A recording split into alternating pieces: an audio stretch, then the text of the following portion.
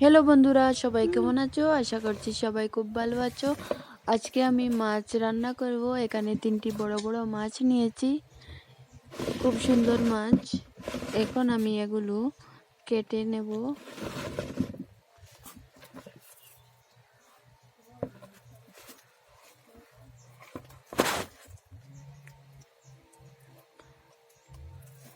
তো এই 3টা মাছ কিরকমের মাছ তো কমেন্টে জানাবেন এর নাম।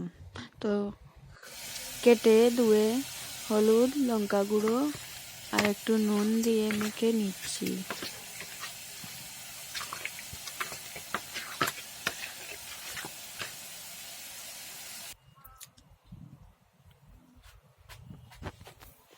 চুলায় তাওয়া বসিয়ে দিয়েছি, এর মধ্যে দিয়ে দেব তেল।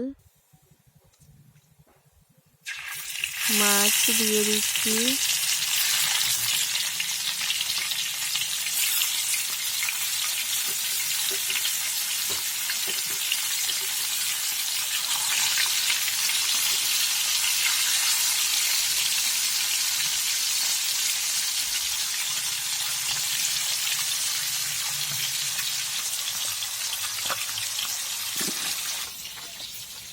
তো আমার মাছ ভাজা হয়ে গেছে, এভাবে সবগুলো ভেজে নেব।